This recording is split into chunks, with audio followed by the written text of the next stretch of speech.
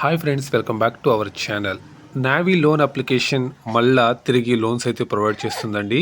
మనం చివరి లోన్ అనేది రీపేమెంట్ చేసిన తర్వాత మనకు కొత్త న్యూ లోన్ అప్లై చేసుకోవడానికి అప్ టు 20 lakhs వరకు మనకి వీళ్ళు ప్రొవైడ్ చేస్తున్నారు.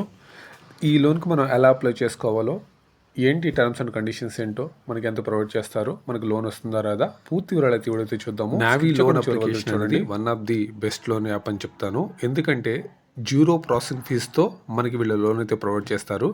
నేను ఆల్రెడీ ప్రీవియస్లో ఒక లోన్ తీసుకుని దాన్ని రీపేమెంట్ అయితే చేసేసాను. తర్వాత నాకు వాళ్ళు 35,000 వరకు మళ్ళీ లోన్ ఇచ్చారు. దాని తర్వాత దాన్ని కూడా నేను లాస్ట్ ఈఎంఐ అనేది ఈరోజు పే చేస్తున్నాను. సో ఈఎంఐ పే చేసిన తర్వాత మనకి చివరిగా వీళ్ళు కొత్తగా లోన్స్ అయితే ప్రొవైడ్ చేస్తున్నారండి. నావీ వాళ్ళు మళ్ళీ స్టార్ట్ చేశారు. ఇంతకుముందు బ్రేక్ ఇచ్చామని చెప్పారు, ఇప్పుడైతే స్టార్ట్ చేశారు. సో మనం ఈ యొక్క ఈఎంఐ అనేది పే చేసిన తర్వాత మనకి న్యూ లోన్ అప్లికేషన్కి మనం అప్లై అయితే చేద్దాము. చివరి వరకు స్కిప్ చేయకుండా అయితే చూడండి. సో ఎవరికైతే ఈ యొక్క ఆన్లైన్లో లోన్స్ కోసం చూస్తున్నారో, అంటే ఎమర్జెన్సీలో మీకు లోన్ కావాల్సి వచ్చినప్పుడు ట్రై చేస్తూ ఉంటారు కదా, వారి కోసం అయితే ఈ వీడియో చేస్తున్నాను. అందరూ తీసుకోమని నేను చెప్పట్లేదు. ఎమర్జెన్సీ పర్పస్లో ఎవరికన్నా కావాల్సిన వాళ్ళు, నావీ లోన్ అప్లికేషన్ గురించి పూర్తిగా తెలుసుకున్న వాళ్ళు దీనిలో అయితే అప్లై అయితే చేసుకోండి. అంటే ఈ లోన్ అప్లికేషన్లో మనం చివరిగా తీసుకున్నటువంటి మనం కట్టేటువంటి ఈఎంఐని చూడండి.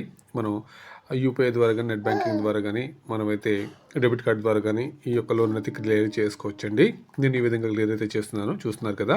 సో మీకు ఉన్నటువంటి ఆల్రెడీ ప్రీవియస్లో తీసుకున్న వాళ్ళు అయితే మీరు క్లోజ్ చేసుకోండి. ఇలాగో లేదు కొత్తగా న్యూ లోన్ అప్లై చేసుకున్న వాళ్ళు, లోన్ కోసం చూసేవాళ్ళకి కింద డిస్క్రిప్షన్ లింక్ ఇస్తాను, అక్కడ నుంచి అయితే డౌన్లోడ్ చేసుకోండి.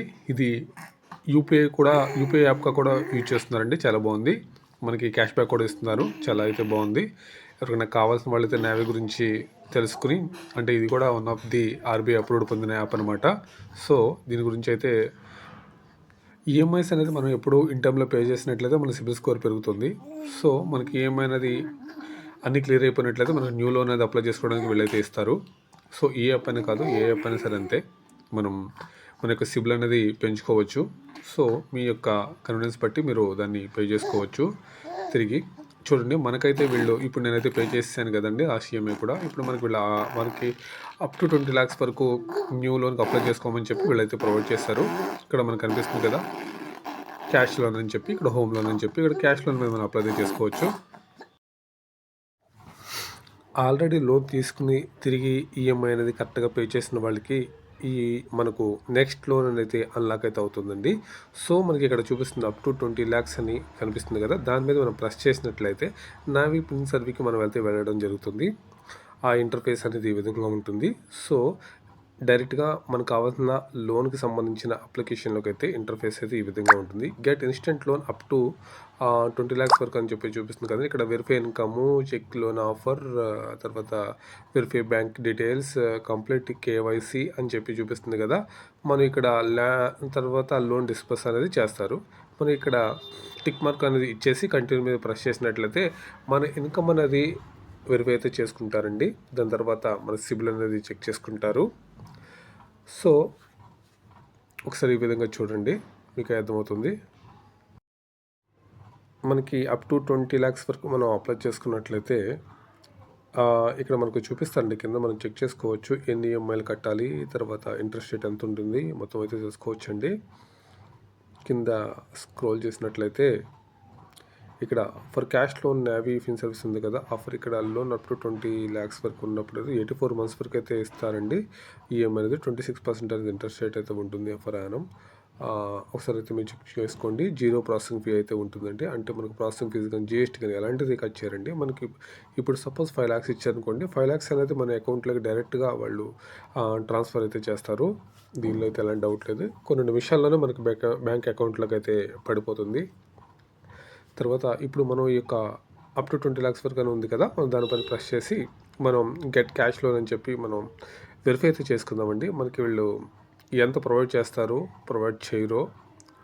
సో ఆల్రెడీ మనం లోన్ తీసుకున్న వాళ్ళం కాబట్టి, నెక్స్ట్ టైం లోన్ కాబట్టి మనకు పెద్దగా ప్రాసెసింగ్ అయితే ఏముంటుందండి. మన బ్యాంక్ స్టేట్మెంట్ అయితే అడుగుతారు. సో మన బ్యాంక్ స్టేట్మెంట్ అనేది పీడిఎఫ్ ద్వారా కానీ, లేకపోతే మనం ఆన్లైన్ నెట్ బ్యాంకింగ్ ద్వారా కానీ మనం అయితే సబ్మిట్ చేసేయండి. సింపుల్గా ఒక 30 సెకండ్స్లోనే అయిపోతుందన్నమాట.